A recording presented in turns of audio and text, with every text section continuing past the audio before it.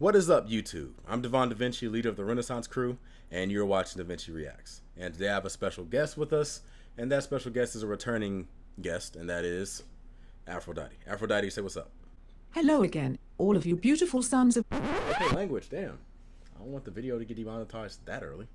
But anyway, this is a video that is a continuation to a video I've already done. For those of you that enjoy my oversimplified reactions, this is part 2 of OverSimplified's The French Revolution reaction. Now, I told you the French Revolution was one of those things that I didn't really know a lot about, especially the second half, because, I mean, I know about King Louis the 16th. I know about King Louis, well, not King Louis, but Marie Antoinette and stuff like that. I might have gotten King Louis's number wrong, but either way, it's the 14th or the 16th. I believe it's the 16th. But, yeah, I kind of know how that part goes out, but everything after that, I have no real idea of how it goes. I just know Robespierre cuts a lot of people's heads off. That's all I really know. And the only reason why I really know that is because of the History of the World video that I reacted to. But either way, let's go ahead and jump into this, see if I can learn something, because everybody knows that Americans are absolutely known for their knowledge of world history. We're just absolute pioneers of studying that type of stuff. But let's go ahead and get into it and see if we can find out anything that we might learn. King Louis and his family were now in the Tuileries Palace in Paris, where for the next couple of years, he watched as the revolutionary government began to strip away his power. And fearing for his safety, he had to stay on their good side. Hey, look who it is. It's my favorite revolutionaries. Yep, I'm your #1 fan. What can I do for you? Hey, King Louis, so we've made a few decisions. First, all of your friends in the nobility are gonna have to pay taxes the same as everyone else. Great idea. All right, I'm actually go back. I'm not start this video entirely over, but I'm gonna go back a bit. Before I go and get started, I want to let you guys know. Be sure to watch this video if you haven't seen it at the original content creators channel.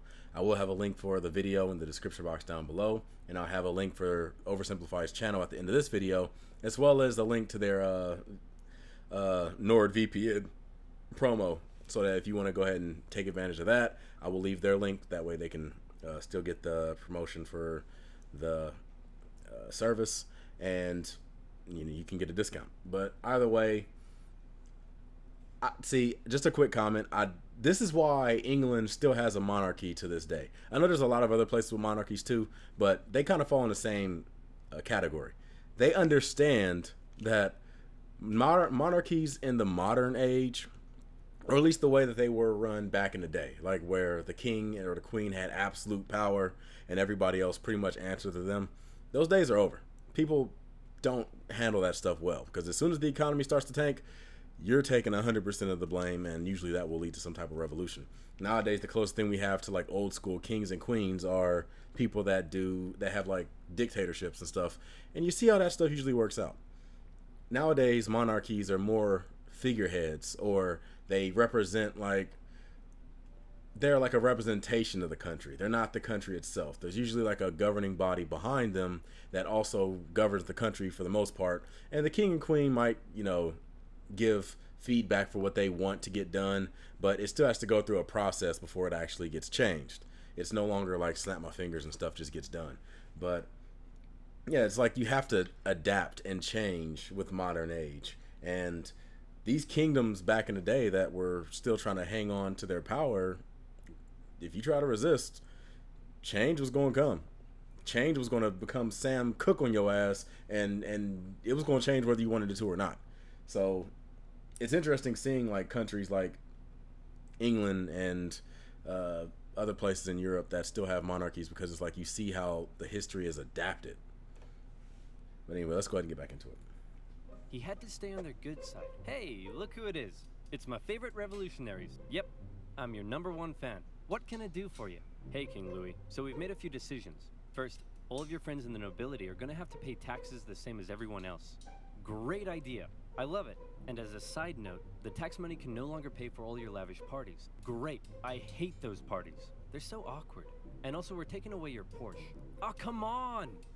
I mean, yay. The king continually found demand after demand being made of him to prove his support for the revolution. On one occasion, a mob would invade the palace and demand he wear the revolutionary bonnet.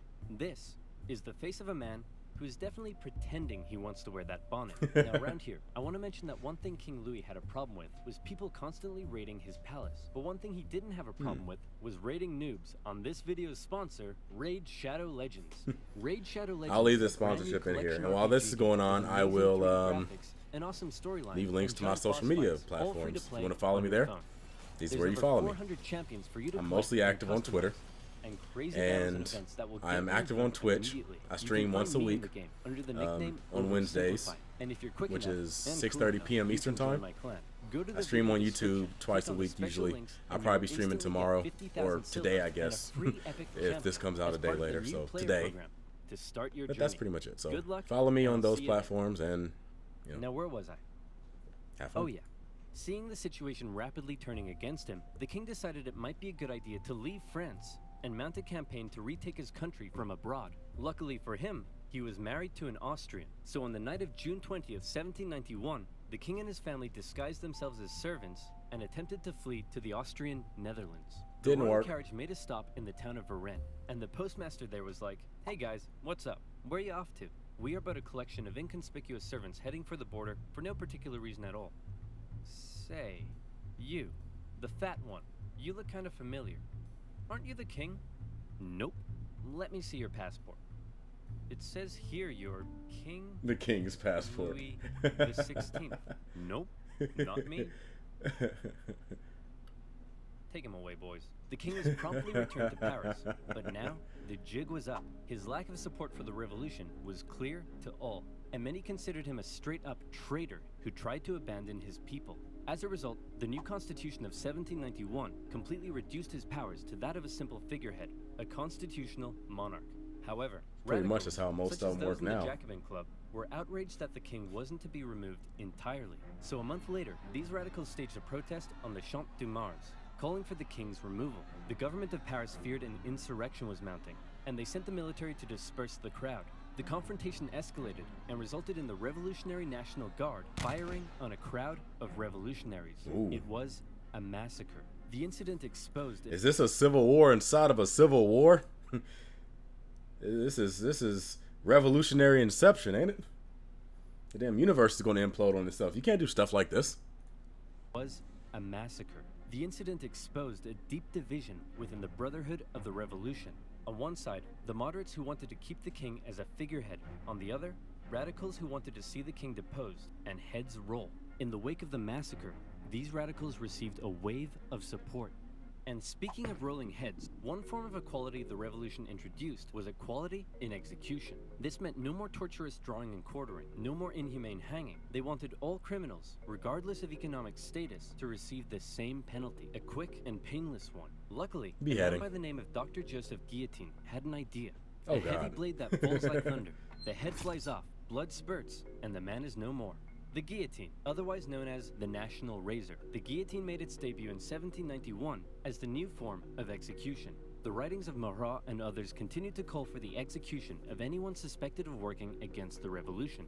For him, this included some members of the clergy and nobility who had previously benefited from the cruel system of inequality that existed before the revolution. In many parts of the countryside, local lords had found themselves become a target. "Sire, the peasants, they're revolting." Oh, come on, that's a bit harsh. Sure, they smell a bit, but I wouldn't say they're revolting.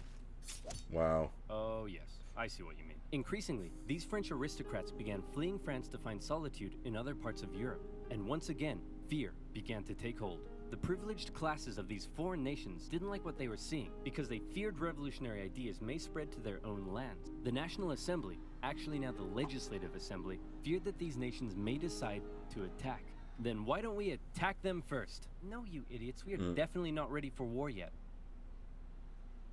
Did somebody say something? France declared war on Austria in April 1792 and immediately got pummeled. It also didn't help that Austria's ally, Prussia, joined in the fighting. The Prussian Duke of Brunswick posted a letter warning the revolutionaries that if anything happened to the king, he would burn Paris to the ground. The Duke's letter proved to be a massive success in inspiring the people of Paris to do the exact opposite of what he intended. They were enraged by the threat, and on the 10th of August 1792, the tension in the city exploded, and a mob stormed the king's palace. Fighting broke out between the revolutionaries and the king's Swiss guard, with casualties in the hundreds. King Louis fled and took refuge in the chamber of the Legislative Assembly. where Robespierre and his radical Jacobins were gaining ever more power.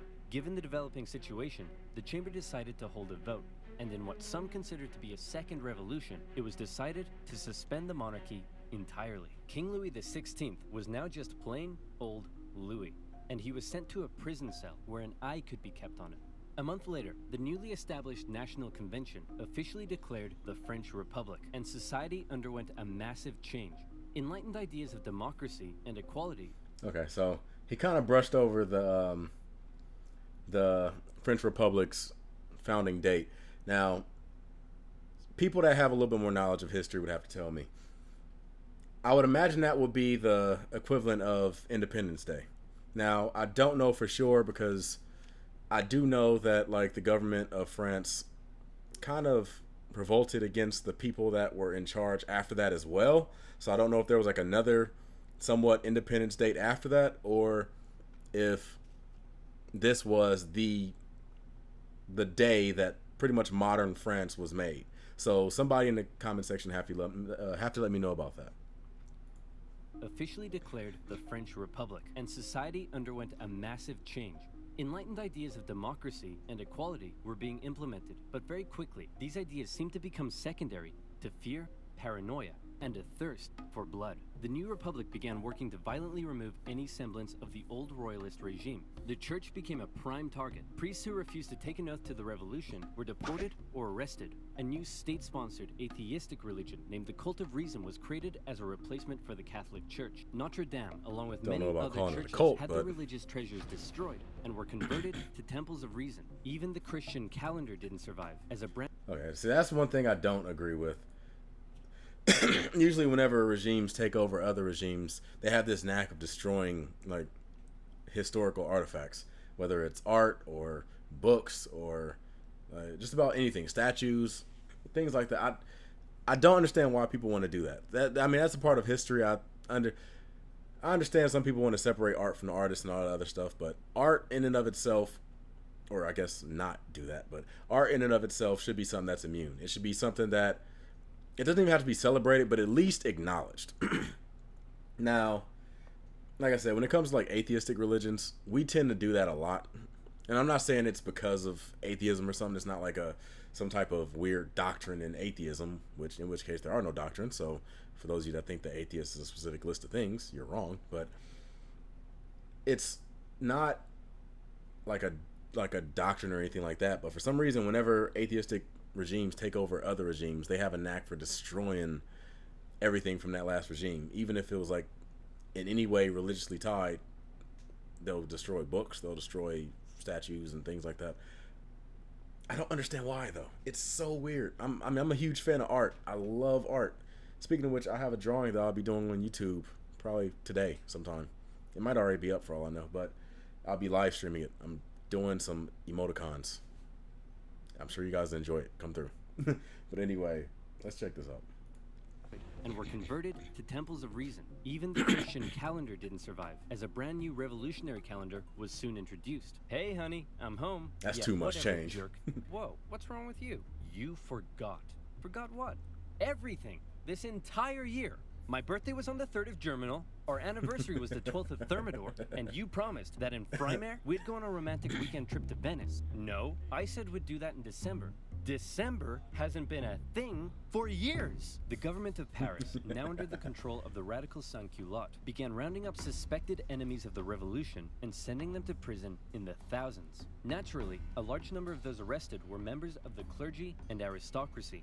As France's foreign enemies continued to close in, panic spread. Georges Danton made impassioned calls for men to defend the Republic, and tens of thousands of troops left Paris for the front lines. However, in their absence, Paris was left to its own devices. As enemy troops arrived in Verdun, the people of Paris feared that their crowded prisons were becoming a breeding ground for counter-revolutionary conspiracy. What would happen if the Prussians reached Paris and freed the aristocrats? Marat believed he knew what would happen. The aristocrats would enact their vengeance on the people.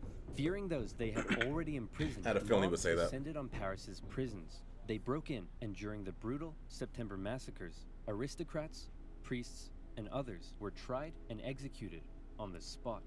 Even women and children weren't spared. With over 1,600 victims, word of the massacre spread across Europe. One British newspaper wondered, are these the rights of man? Is this the liberty of human nature? But there was still one man in particular that Robespierre and his radicals really wanted to see executed. Austria and Prussia pledged that after they defeated France, they'd return King Louis to the throne. Well, checkmate Austria and Prussia, because you can't return a man to the throne if he's already dead. Citizen Louis Capet was put on trial for treason. I'm not gonna lie, this is probably not the best idea if you want other countries to not go to war with you. Now, don't get me wrong, it's a revolution. They probably don't give a damn. They're probably willing to fight. That's what revolutions tend to be about. But if your goal wasn't to start a fight immediately because you don't really have the military necessary for it, probably a bad idea. But I would like to see more, because I know that this is just one video. It's not going to go completely into the other thing. At some point in the future, he might, but I want to see what happened between the French Revolution and the rise of Napoleon. Like, how soon was it? Because I've talked about it in the other videos, like world history videos that I've done. The speed in which Germany was able to go from Treaty of Versailles to war machine in a matter of years, like a couple of years. I want to know, how soon was France able to go from just becoming an not independent country, but just becoming a country that got rid of their monarchy and was like just now in its infancy to being able to take over a lot of Europe. That's like, I'm trying to figure out how long did that take. So I want to see if there's a video that talks about that entire stretch of time. So from the beginning of the revolution to the fall of Napoleon. Obviously, he was found guilty, but his punishment was less certain. Many moderates wanted to simply deport him, but Robespierre insisted the revolution could only live if the king was dead. A vote was held, and by just one vote, Louis was sentenced to the guillotine. Ooh. If you don't mind, I'd like to say a few words first. Gentlemen, oh, no. I am innocent of everything of which I am accused. Wait, you're too loud. They can't hear me. Hang on, I haven't finished yet. Wait, dude. Oh, no. Uncool. In her prison cell, Marie Antoinette heard the guns fire, signaling her husband's death. Before long, she would meet the same fate. Back on the war front, France defied all expectations and actually managed to push the enemy back. But then more countries joined the coalition against France, and it all went to pot again. What do? Conscript the masses. The National Convention introduced a conscription law, with each regional department having to meet a certain quota of men for the army. However, not everyone was happy with this new law. You see, while Paris was definitely a hotbed for radical revolutionary fervor, some of the regions outside of Paris weren't quite so keen on the revolution. Some were largely still conservative, still supported the church, and just didn't suffer from that much inequality before the revolution. So as the revolution turned increasingly violent and anti-Christian, many were outraged. Now, they were being conscripted to fight for the new republic they hated. That was the last straw. Counter-revolutionary There's no more straws left in a number of regions across France. Some would last for years, such as in the northwest, where a large-scale uprising was led by the Owls. Why were they called the Owls? Because their leader was named Jean Owl. Why was he called Jean Owl? Possibly because he could do a really good impression of an owl. Really? That's what we're going with? That's usually how nicknames Owls? work. Just because this guy can do an impression of one? Hit him with it, Jean.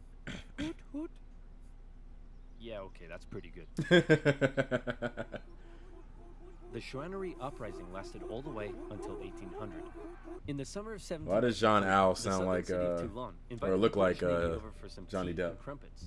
And then they asked if they'd possibly like to stay and occupy the city. Being an important naval base, this was a heavy blow to the Republic, who sent a relatively unknown young captain by the name of Napoleon Bonaparte to help stage the siege of the city. Toulon was recaptured by France in the winter, okay, well, and for his service, start, I guess. Napoleon was promoted to the rank of Brigadier General. The most infamous counter-revolution, however, occurred in the Vendée region. Throughout 1793, revolutionary forces clashed with the region's Catholic and Royal Army. The Republic defeated the counter-revolution through cruel pacification. In particular, General Jean-Baptiste Carrier committed brutal atrocities. In one instance, he had thousands of civilians, priests, women, and children tied to ships, which were then sunk. Carrier would later be found guilty of war crimes and executed. Wow. Back in Paris, the government was still dominated by Have to read more about With that. the war going badly, revolts in the provinces, and the economy getting worse, it seemed the government just wasn't doing a very good job. Radicals' fear for the safety of the revolution intensified, and Marat even began calling for the moderates in the government to be executed. In return, the moderates called for the arrest Seemed like a of bit of a Marat. McCarthyist. This led to a chain of events with the two sides in heated conflict. Robespierre declared the Jacobins to be an insurrection and called on the people to arm themselves. It all ended on the 31st of May 1793, with the National Convention surrounded by radical sans-culottes and 29 moderate Girondin politicians arrested. From this moment on, the moderates ceased to be a political force. Robespierre and his radicals would be in almost total control of the government. And this brings us to the story of a woman named Charlotte Corday. Charlotte lived in the northwest city of Caen, and like many in the area, was horrified at the rapid radicalization and increasing violence of the revolution. And the man she blamed more than anyone was Jean-Paul Marat. She wanted to bring peace back to France, and so she did something drastic. She traveled to Paris and told Marat she had a list of enemies for him to publish in his paper. Marat eagerly invited her in for a meeting. So where's that list of enemies you promised me? Here it is. Wait a minute, this isn't a list of enemies. It just says, yippee-ki-yay, mother... And wow. just like that, Marat was no more. Charlotte was quickly arrested and sent to the guillotine. Her dream of restoring peace, however, died with her. Marat became a martyr. In temples of reason, symbols of the dead Marat became the new crucifix. In death, he became an even more powerful inspiration for the extreme levels of violence that were about to rip throughout the new republic. You strike me That's down. right. Here comes the reign of terror. Now I become more powerful. If you thought than this you can possibly revolution imagine. already sounds pretty violent, well, you ain't seen nothing yet, son. The radicals were now in control, and they believed not only was France surrounded by foreign enemies, but that within the masses, there were also plenty of internal ones too. Individuals not loyal to the revolution, conspiring to bring about its downfall. Robespierre and the rest of the radical faction were having none of it. A new committee of public safety was established with 12 members. Its purpose was to protect the new French Republic from its enemies, and it basically That became Buster a 12-man sword, though. dictatorship with Robespierre as its leading voice. The Revolutionary Tribunal was also reinstated, a special court created to streamline the process of trying suspected enemies and handing out their death sentences. With these two new institutions, Robespierre wanted to scare France's enemies straight. In September 1793, it was announced that terror would be the order of the day. In other words, fear had become official government policy. And from then onwards, we enter into the period known as the Smells Reign like of dictatorship. Terror. Spies and secret police were everywhere and watched the people closely. France's public had to be extremely careful what they said and how they behaved. Obviously, criticizing this new system, or the government, would quickly have you sent off to the guillotine. But that's not all. Even the most minor offense could have you tried before the Revolutionary Tribunal. Hello, Citizen Martin. Hello, Monsieur Dubois. Monsieur? Did I just hear you say Monsieur? That's the old style of address, my friend. To the guillotine! You know what? I didn't like him, but I do feel kinda bad for the king and his family. Oof, expressing sympathy for the royal family, are we? To the guillotine! 12 sous for a loaf of bread? That's way overpriced. To the guillotine! Man, this bread line is taking forever. To the guillotine! And you look like you're thinking anti-revolutionary thoughts. To the guillotine. Max, we're sending way too many people to the guillotine. To the guillotine! Chop, chop, chop, chop, chop, chop, chop. It was insane. All across France, about 40,000 people were killed for suspected crimes against liberty. Let's say your neighbor won't stop mowing the lawn at 7 in the morning. Well, then all you gotta do is tell the government they've been talking smack about the revolution, and there's a good chance they'll end up in front of the Revolutionary Tribunal. Maybe they'll even be executed, taking a metaphorical load off your shoulders and a literal one off theirs. The most prominent victim Starting of to the get even Reign more of Terror dictatorshipy was around here. Marie Antoinette, who was finally tried and found guilty of treason in 1793. Wait, let's admire that AT-AT on her head real quick. You think I can pull that off? You think I got enough hair to pull something like that off? I don't. Maybe if I like blow it out or something. I don't know. I might. I can try it one day. I don't know. She expected she'd be brought to the guillotine in a royal carriage, fit for a queen. All the Republic could provide for her, however, was a wooden tumbril. At 37 years old, the most hated woman in French history met her end on the 16th of October, 1793. Robespierre had saved the revolution through terror. Internal dissent was being suppressed. The food situation was no longer quite as bad. Even the French military had got its act together again and pummeled the Allies at the Battle of Fleurus. For Danton and his followers, the time was right to try to normalize the French Republic. Hey Robespierre, so we were thinking that since things are finally going better, maybe we should rein in the terror. And while we're on it, we could possibly start taking it easier on the church, and also try to end this costly war. To the guillotine. Oh, crap. As time went on, Robespierre seemed to go, for lack of a better term, a bit mental. He was hell-bent on Dictatorship. creating what he called a republic of virtue, and for him, this meant amping up the bloodshed even more. Throughout the spring and summer of 1794, executions reached an unprecedented level during a period known as the Great Terror. Even those closest to him found their way to the guillotine if they dared oppose his ideas and actions, and he began alienating himself from the rest of the convention.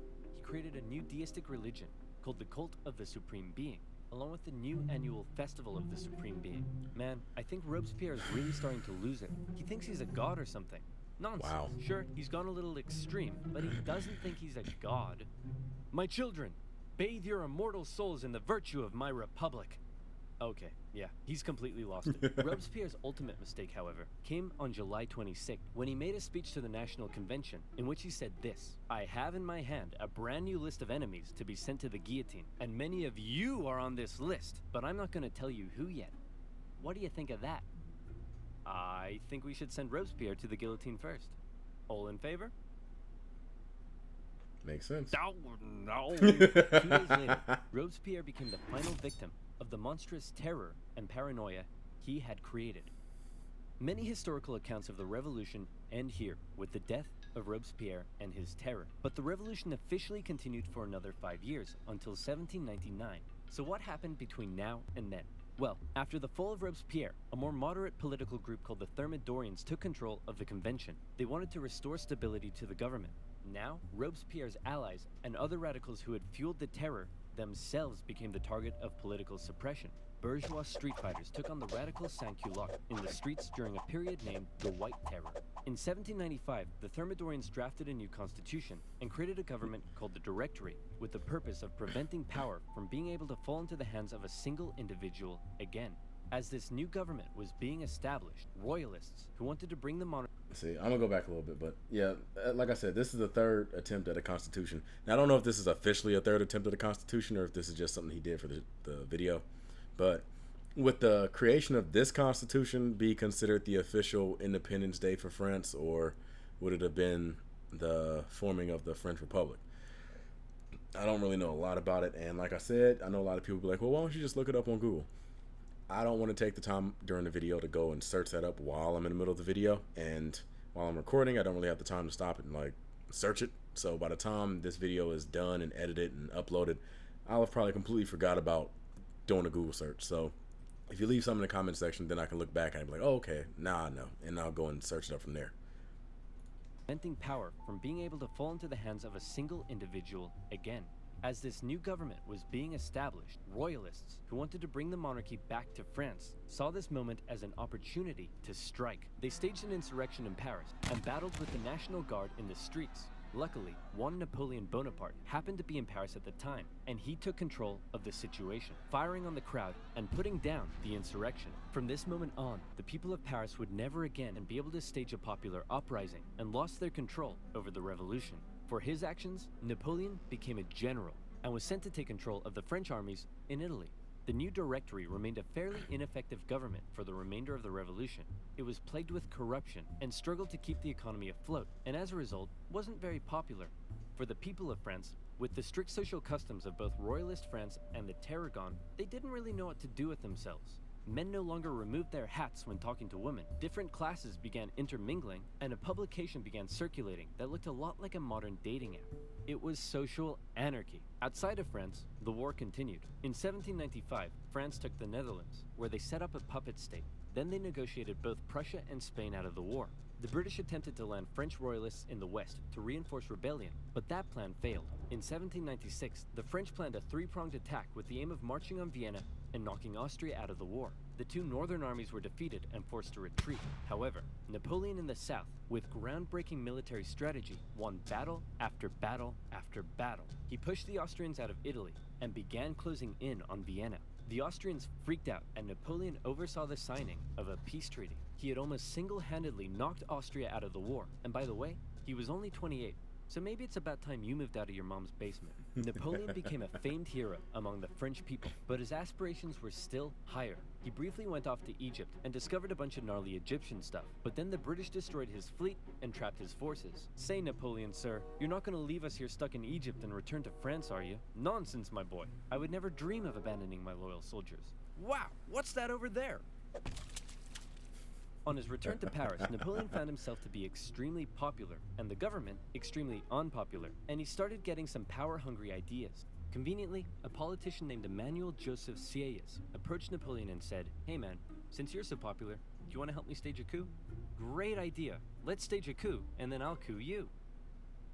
What? Napoleon, with the help of his politician brother, entered the government chamber, possibly got punched in the face, and finally his troops intimidated the council to dissolve the government and create a new constitution that basically made Napoleon. Sounds a lot like Italy and Germany, as far as popular figure busts into political meeting with army and forces them to do what he says. Chamber, possibly got punched in the face, and finally his troops intimidated the council to dissolve the government and create a new constitution that basically made Napoleon a dictator. So there you have it, the French Revolution, born with the great promise of liberty and equality. The common people dared challenge an oppressive system that had existed for centuries. But before they knew it, they found liberty sidelined by terror, equality that possibly didn't quite hit the mark, and an absolute monarchy replaced by an absolute dictator. Napoleon began stabilizing French society. He restored the Catholic Church and got rid of that crazy calendar, among other things. But he remained ever ambitious. He was France's first consul, but he slept soundly at night dreaming of being something even bigger. Napoleon's expansionist aspirations, combined with the ongoing conflict in Europe, would eventually lead the continent into a huge conflict known today as The Napoleonic Wars. Okay, so I'm guessing this is a bit of a, I guess this is what you would call a YouTube cliffhanger. So I will look forward to seeing those videos when they do come out. Now, the Napoleonic Wars is something I absolutely don't know anything about. Now, I know, just based on a couple comments from other videos, how it kind of goes with him invading Russia and him being exiled and then exiled again. So I have very, I'm trying to think of the word I was looking at. It slipped my mind, but I have very basic knowledge when it comes to the Napoleonic Wars. And I believe that there's actually a game for that, Total War. I'm pretty sure they did a Napoleon version of that game. So I'm going to have to check that out, because a lot of the stuff I know about history comes from video games. Like, to tell the truth, a lot of stuff I learned from history comes from video games. So maybe I'll have to check that out and I might learn something. But anyway, I want to thank you guys for coming through and checking this out with me. If you like this video, make sure to hit that like button, subscribe, and share. If you want to check out more of OverSimplified's videos, be sure to click the link at the end of this video, inside this video somewhere. It should be over here, I think. And it'll be their channel icon. You can click on it, you can subscribe to their channel, you can go to their channel and watch their videos. They have a ton of great videos. If this is one of the first videos you've seen, they have a ton of other subjects that they've covered. At this point, I think everybody knows what OverSimplified has done, though. So hopefully you've already seen this video before you've seen me do the reaction to it. But anyway, that's all I have to say. I want to thank you one last time, and I look forward to seeing you guys in my future videos. I'm DaVinci. You just been a little bit more enlightened. Deuces.